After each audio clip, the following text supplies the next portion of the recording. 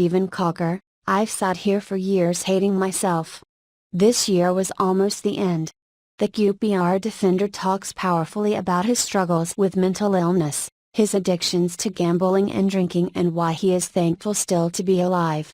Stephen Caulker has a tale to tell, and, as hard as it is to hear, it is best simply to listen.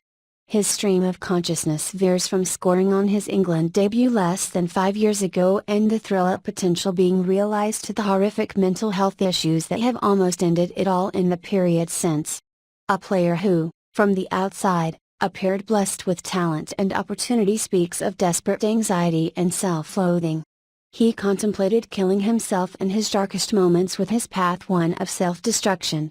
Attempts at escapism cost him hundreds of thousands of pounds, wages frittered away in casinos. Then came the drinking aimed at numbing the pain. The 25-year-old finds himself recalling the times spent in custody watching CCTV footage of his misdemeanours, his lawyer at his side, and not recognizing the vile person on the screen. Football is still coming to terms with mental illness, and Caulker, an international and a last lingering reminder at Queen's Park Rangers of financially misguided days as a Premier League club, has been an easy target. He is not seeking to make excuses or win sympathy. These are details he finds painful to recount. I've sat here for years hating myself and never understood why I couldn't just be like everyone else, he says. This year was almost the end. I felt for large periods there was no light at the end of the tunnel. And yet he has not placed a bet since December, or touched alcohol since early March. The healing process that can restore him to the top level is well underway, with this interview, one he sought out, potentially another step on the road to recovery. A little under a year ago, Caulker had spoken to The Guardian about a life-changing week spent in Sierra Leone, of humbling yet inspiring charity work with ActionAid that had provided him with a sense of perspective. He returned to be galvanized under Jimmy Floyd Hasselbank at Loftus Road and, having spent the previous season on loan at Southampton and Liverpool, unfulfilling stints which fueled his latent insecurities, was ready to give his all. Early season performances against Leeds and Cardiff suggested confidence had been restored, reward for a summer of incessant fitness work. The trigger that would send him spiraling to rock bottom would be injury. He tore his groin at Barnsley and played in pain for weeks, dreading a spell back in rehabilitation, before succumbing to an associated hip complaint. I owed it to QPR to try, he says, but I was naive thinking I could still perform with a tear. He has not played since last October, with a period marked by personal turmoil and, only of late, revival. Talking publicly, he suggested, may point younger players towards seeking help if they find themselves treading the same route, or experiencing the same sense of desertion, in a brutal industry. The real hope is the exercise, as brave as it is, may ultimately prove more cathartic for Caulker himself. He recognizes his football ability as a gift but also a curse. It took him from Sunday League at 15 into the Premier League 4 years later, to the 2012 Olympics with Great Britain, and into Roy Hodgson's England side for a friendly in Sweden later that year. His talent has convinced some of the most respected managers he is worth pursuing. Yet, while he could still get away with it on the pitch, he lived in denial. It was more than 6 years into his career before he accepted he needed help. You always think you can rein it back in again, and the money provides a false sense of security. But at Southampton I realized, mentally, I was gone. I wasn't playing, my career was going nowhere, and I had to reach out to someone. The doctor there tried to help me, but others were just telling me to go out on the pitch and express myself. There was no understanding as to what was happening in my head. I know they'd brought me in to do a job and they weren't there to be babysitters. Just like at QPR, I needed to justify the money they were paying me, but I was in a state, and, at some point, there has to be a duty of care. Football does not deal well with mental illness. Maybe it's changing, but the support mechanisms are so often not there. I've spoken to so many players who have been told to go to the Sporting Chance clinic and they've refused because they know, if they take time off, they'll lose their place in the team. Someone steps in and does well, so you're gone. That dissuades people from getting help. You feel obliged to get on with things. I would urge lads to speak to the PFA, to speak to their manager, and not be scared about being dropped if they are feeling like I did. Be brave enough to say you need help before it's too late. The anxiety. I'd always needed something to take the edge off. Football was my escape as a kid, but that changed when I was chucked into the first team as a teenager and suddenly football came with pressure. My way of dealing with it, even in the early stages of my career, was gambling. I'm an addict. I'm addicted to winning, which people say is a positive in football but certainly not when it extends to gambling. I was addicted to trying to beat the system, because you convince yourself there is a system to it and you can beat it. You can never get your head around why you aren't. He has played 123 times in the Premier League and for 8 clubs with the same, horribly familiar cycle of insecurity and self-destruction pursuing him to each. There's always a catalyst to the nosedive. The sleepless nights, sat up till 5 a.m. replaying every bad decision I've ever made in my life, worrying what will be next. Tottenham sent me to Bristol City on loan at 18 and they put me in a flat in the city centre surrounded by nightclubs, 2 casinos opposite, the kind of money I'd never seen in my life, and no guidance whatsoever. I was pulled once by a member of staff and told I'd been spotted in the casino at 3 a.m. but their attitude was, what you do in your spare time is your business. Just don't let it affect your performances out on the pitch. At Swansea a year later it was an injury which brought it all to the surface, and Spurs sent me to Sporting Chance to sort myself out while I was recovering from my knee, but I wasn't ready. I hadn't experienced enough pain to make me want to stop. I was gambling heavily when I went back to Tottenham, staying up to crazy hours of the night in casinos. I guess never feeling good enough played a big part in that. I never felt I was on the same level as any of the first teamers, but a big win in the casino and money in my back pocket might change that. Being dropped rattled me even more because football was what I had relied on to make me feel better. So then the gambling was every single day. The pain of losing all my money, combined with the shame and guilt, ate away at me. So I'd drink myself into oblivion so I wouldn't have to feel anything. I was numb, but I was out of control. The chairman, Daniel Levy, eventually sought him out on a post-season trip to the Bahamas. He just said, "The way you act is unbelievable. You either sort yourself out or go, but I can assure you, if you leave, you'll be going down, not up." I was young, stupid. I took it as a challenge, a chance to prove him wrong. I was so immature. So I went to Cardiff and, for 6 months, everything was amazing. I was captain, the manager, Malky McKay, knew I had some issues but offered to be there for me. I felt wanted, so there was no gambling, no heavy binges, but the second he was sacked, all the demons came back. That's all it took. Even before we played the next game, I'd convinced myself nothing would be the same. That's the kind of catastrophic thinking I've had to address. I ended up at QPR that summer, 2014, trying to hold it together, but the trigger there came in the second game when we were thrashed 4-0 at Tottenham. That feeling coming off the pitch at White Hart Lane, knowing we'd been embarrassed and that Levy was sitting up in the stand thinking, "I told you so." There was no denying it anymore. I'd made a big mistake leaving Spurs. I should have stayed and sorted myself out. I wanted the ground to swallow me up. It just pounded in my head, regret, regret, regret. From that moment I was gone, even if I never wanted to accept it, and everything just escalated. I'd go for days without sleeping. I don't know how I survived it. That year was an absolute nightmare. It was a vicious circle. We'd lose at the weekend and the fans would get at me, and I'd be breaking. I really wanted to help us get results, but we weren't good enough, and I'd walk away taking responsibility in my head for the whole team's failings. I couldn't sleep, worrying about what had happened.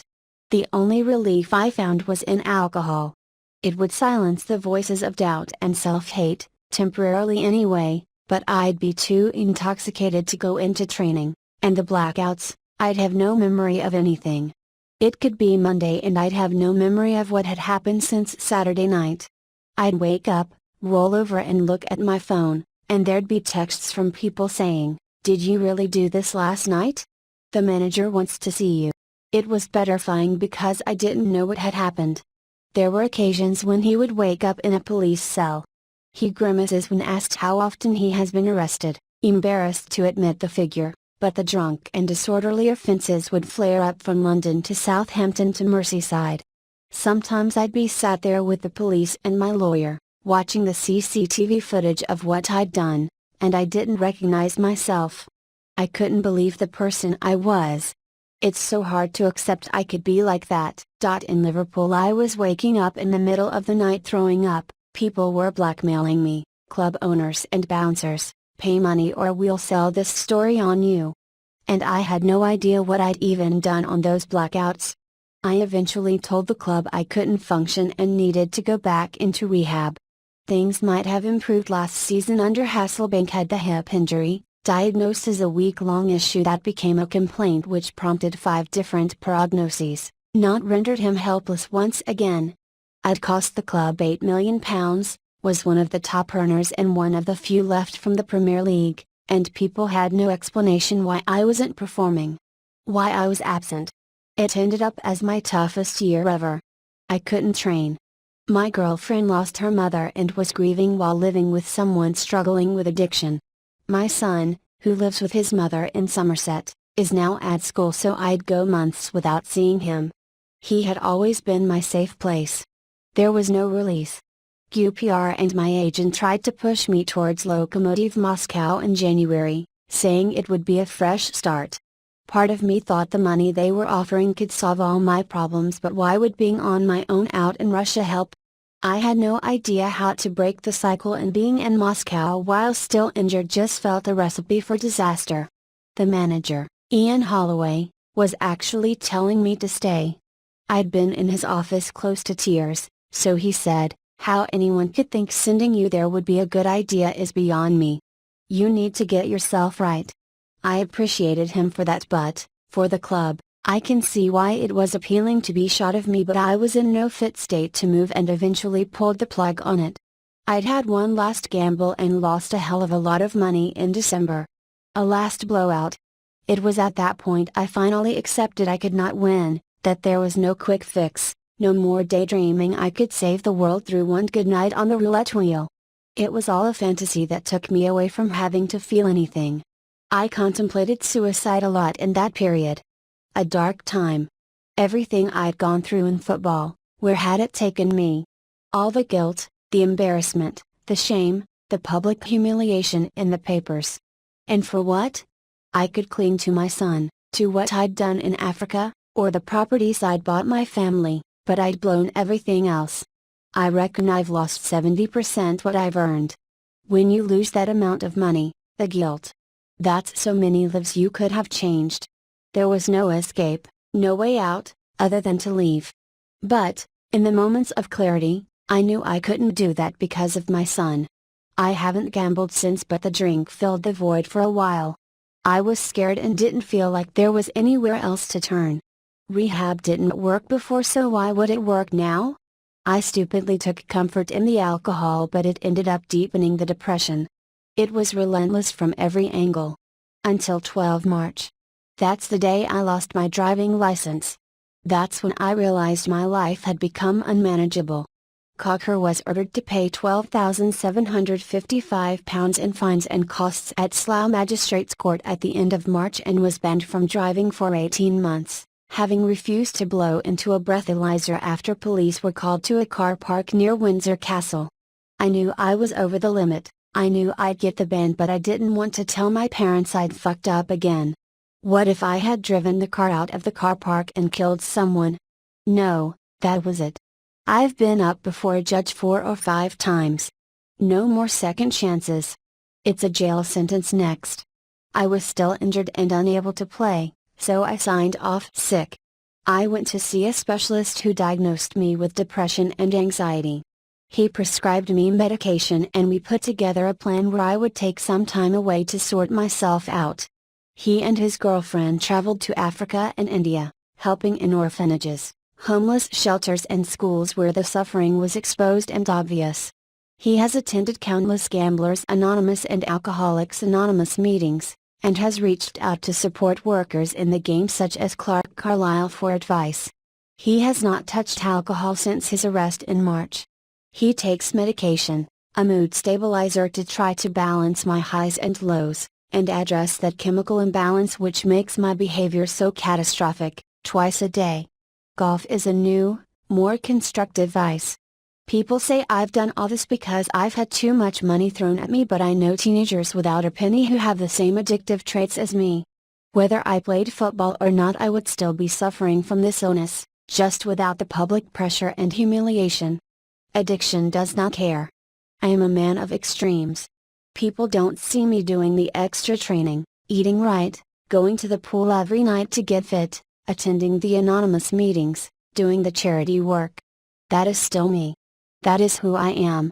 But I get fucked by these other demons and I desperately need something in the middle. I feel like I'm getting there now, that things have finally changed. I'm doing little things just to remind me to stay on track. I could be relying on taxis to get me everywhere while I'm banned, but I'm using public transport. I'm living in one of the properties I own in Feltham, back where I grew up, to make me remember how hard I had to work to get out of here aged 15. It's a reminder that, if I continue to unravel, I won't improve my position again. Money covers the cracks. It can be evil. It prolongs the agony. QPR's players reported for preseason last Friday, but Caulker, who has 1 year to run on his contract and has been training all summer with the former league player Broughton at Gulls Centre in Hayes, had been signed off until July. Life at the club had degenerated into an endless stream of internal disciplinary hearings and, despite Holloway having made clear his desire to retain the centre-half's services, his future will not be at Loftus Road. What happens next is all a bit confused, all a bit unclear, he says. The manager has texted me several times offering his support and saying he wants me at the club, but my new representative has been informed by the owners I'm not welcome back. For too long I've hated everything about myself and I needed to learn to love myself again. I miss the game like crazy. I don't feel as if I've enjoyed playing football since Cardiff. I don't want to type my name into Google and just see a list of humiliating stories. I want people to remember I am a footballer who was good enough to represent his country at 20 and still has 10 years left in the game. At 40% of my ability, I was playing at the top level. Now I feel good mentally and I want the chance to show people, including my son, what I am truly capable of. Wherever the opportunity arises, I'm just thankful still to be alive. In the UK, the Samaritans can be contacted on 116 123. In the US, the National Suicide Prevention Hotline is 1-800-2738-255. In Australia, the Crisis Support Service Lifeline is on 13 11 14.